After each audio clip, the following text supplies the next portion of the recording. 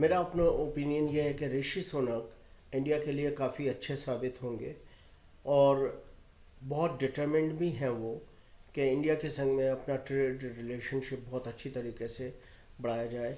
और just not के trade खाली करा जाए बट इवन आदान प्रदान जैसे एजुकेशन का है इस और टेक्नोलॉजी का है, इन सब फील्ड्स के अंदर वो आगे लाना चाहते हैं। इंडिया को प्रायोरिटी देना चाहते हैं। स्टूडेंट्स को आगे बढ़ाना के लिए स्टूडेंट्स को एडमिशन हो, उनके वीज़ाज में प्रॉब्लम नहीं हो, ये ऑलरेडी काफ़ी डिस्कशंस चल रहे हैं और काफ़ी ईज़ भी करा है। इवन नर्सेस के लिए वो काफ़ी यहाँ से जैसे NHS वगैरह में उनको ज़रूरत बहुत है, UK को बहुत शॉर्टेज है और उसके लिए भी वो एक्स्ट्रा वीज़ाज वगैरह निकाले जा रहे हैं।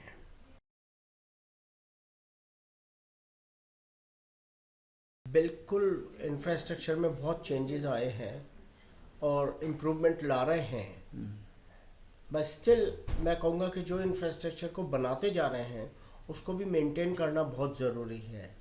अब जैसे कल मैं आया हूँ, मेरे को बहुत खुशी हुई कि आगरा से मैं कानपुर से कन्नौज आया तो रोड अच्छी नहीं थी और कन्नौज से फिर जब हम एक्सप्रेस वे पे आए हैं उसके बाद में सारी road right up to Noida हमें अच्छी मिली है और बहुत अच्छी तरीके से सड़कों को मेंटेन करा जा रहा है। मार्किंग बाकायदा अच्छी तरीके की है, प्रॉपर उनको जो एक सिग्नल्स मिलने चाहिए, इंडिकेटर्स होने चाहिए कि कहाँ अपने जाना है, वो सब चीज़ को मैंने देखा। बेस्ट पार्ट बीच में सर्विसेज, जैसे बीच में ड्राइवर्स को होता है या फैमिलीज़ को होता है रुकना है, कुछ खाना पीना है, उस तरीके की अभी फैसिलिटीज़ बहुत कम है, वो और बढ़ानी ज़्यादा से ज़्यादा चाहिए।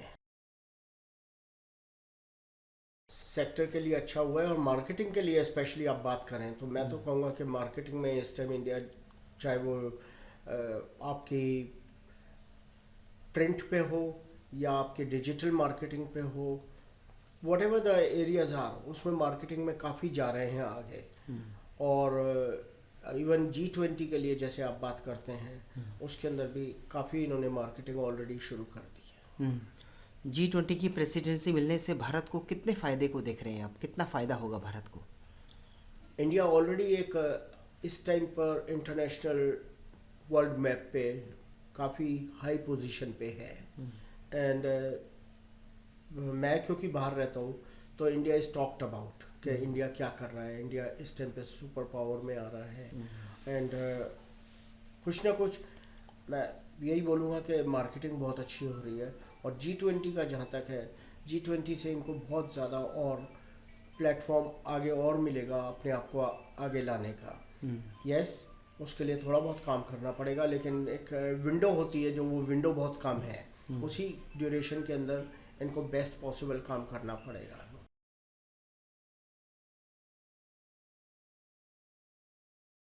कोविड टाइम के अंदर हमने जब देखा कि उस टाइम पर लोग बाग बहुत डिप्रेस हो रहे थे और हमें फ़ोन आने शुरू हुए, जी हम तो घर में बंद के रह गए हैं, हम क्या करें, हम क्या नहीं करें। तो हमने उसी टाइम सोचा कि हम कुछ ना कुछ एक ऐसा ज़रिया बनाते हैं बिसाइड्स फेसबुक कि लोग बागों को अपनी रचनाएं बनाने का उनको मौका मिले।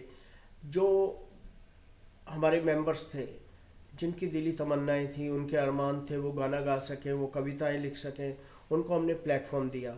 उनको रेडियो पर उनकी स्वरों को लेकर के आए और उसको हमने पूरा इंटरनेशनल प्लेटफॉर्म पे वर्ल्ड वाइड लेकर के उन्होंने गाने गाए हैं और वो अब गाते रहते हैं। हमारा रेडियो चलता है 24/7। एक एग्जांपल देता हूँ, मेरे को 2020 के अंदर और राधा 2019 में मेरे को शाहजहाँपुर में एक कन्या है, मैं उसको कन्या ही बोलूँगा, बेचारी व्हील चेयर बाउंड है, और उसने मेरे को मैसेज भेजा कि मैं कविता की एक किताब छपवाना चाहती हूँ। तो हमने कहा अभी हम किताब नहीं छपवा सकते मगर हम आपकी मदद करेंगे, जैसे ही हमारा कोई प्लेटफॉर्म होता है हम करेंगे। तो हमने कहा, जब रेडियो हमने शुरू करा तो बोला कि आप अपनी कविता हमारे को भेजिए और रिकॉर्ड करके भेजिए। तो मैसेज आया कि हम रिकॉर्ड नहीं कर सकते क्योंकि मेरे को स्पीच के अंदर प्रॉब्लम है, मैं नहीं बोल सकती, तो मैं आपको अपनी कविता लिख के भेज दूंगी, आप उसको स्वर किसी के दिलवा दिए। तो हमने रचना मुकेश जी जो ऑल इंडिया रेडियो लखनऊ से हैं, हमने उनसे रिक्वेस्ट करी कि आप किसी तरीके से इसमें अपने स्वर दे दिए। वो बहुत अच्छा बोलती हैं और हमारे रेडियो की बड़ी स्ट्रॉन्ग बैकबोन है। उन्होंने फिर रुचि से बात करी, रुचि ग्रोवर है उसका नाम, जिसकी आवाज़ में प्रॉब्लम थी।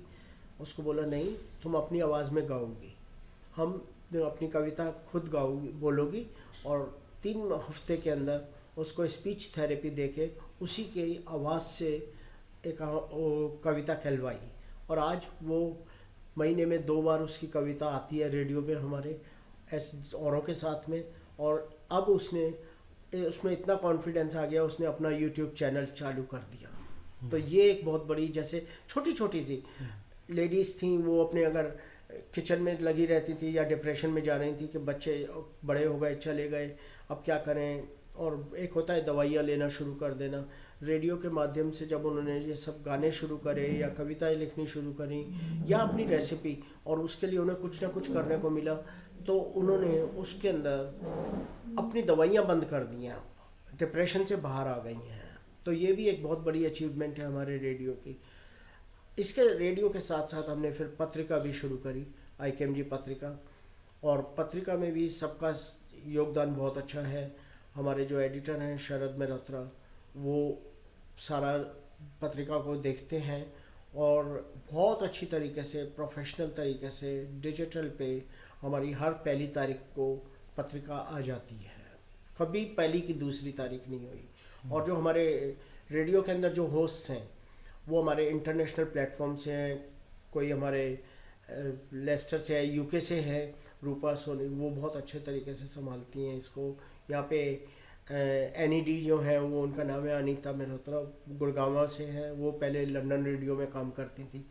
तो वी आर ब्लेस्ड कि हमारे को बहुत अच्छे लोग हैं। और पूरी हमारी जो IKMG है, इसमें डायरेक्टर्स हैं, सबका सहयोग बहुत अच्छा रहा है और इनका योगदान सबका बहुत अच्छा रहा है। और हर मेंबर की हम कदर करते हैं और मेंबर्स का ही वजह से आज IKMG ग्रो कर रहा है। मेन तो मेरा भारत आने का मकसद था। हमारी IKMG की जो ग्लोबल मीट ऑर्गेनाइज करी गई पहली बार after 4.5 years of formation of IKMG, उसका हमारा ग्लोबल मीट आगरा में हमने रखा था 28 जनवरी को। उसके लिए मैं यहाँ पे आया था और वैसे भी बहुत लॉन्ग ओवरड्यू हो गया था मेरा यहाँ आने का। तो ये चीज़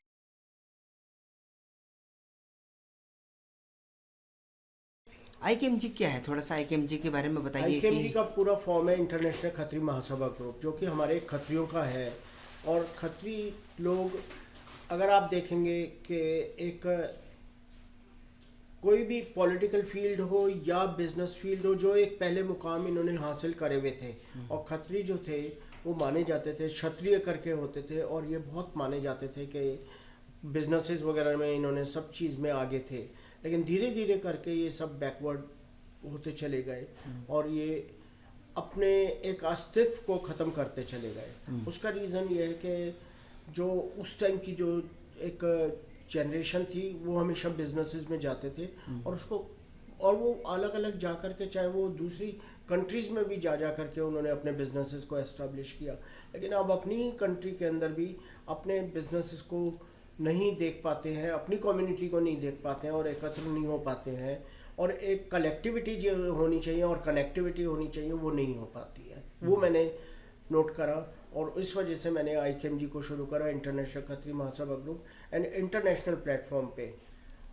एंड इसमें हम कुछ हद तक सक्सेसफुल भी हुए हैं कि हमने 4.5 साल के अंदर हमने 100 सिटीज़ में 40 कंट्रीज़ में अपने मेंबर्स बनाए हैं। और किसी को जाकर के हमें ये नहीं करना पड़ा कि पर्सनली मिले हों, सबको अपने जो सोशल मीडिया है उसके थ्रू कनेक्ट हुए। और उसके बाद में कनेक्टिविटी होने के बाद में हमने आज कम से कम 30,000 लोगों को वर्ल्ड वाइड खाना खिलाया है, जो कि अंडर प्रिविलेज्ड हैं या कहीं भी हमने फूड डिस्ट्रीब्यूशन करा है। हम वृद्धाश्रम में गए हैं, एल्डरली होम्स जैसे कहते हैं, हॉस्पिटल्स में जाकर के खाना दिया है, ब्लाइंड स्कूल्स में जाकर के खाना दिया है, आश्रम में दिया है। ऐसे करके हमने जहाँ भी सपोर्ट कर सकते हैं, खाली खाना ही नहीं, कपड़ों से, एजुकेशन फील्ड में हम सपोर्ट कर रहे हैं। हमने अलग अलग छोटे छोटे शहरों में, लखीमपुर है, कन्नौज है, आपका मुरादाबाद है, आगरा है, उसके बाद में कानपुर है और दिल्ली एनसीआर है, सब जगह। और कानपुर ने भी बहुत काम किया है। और कानपुर तो एक्चुअली सबसे आगे ही होता था, लेकिन अभी और भी सिटीज़ ने उनको देखा है और एक बेंचमार्क वो सामने बना। फिर उसके बाद में आगरा ने काफ़ी अच्छा काम किया और आगरा की ही ये काम करने की वजह थी जो उनको होस्ट सिटीज़ चुना गया हमारी कॉन्फ्रेंस के लिए।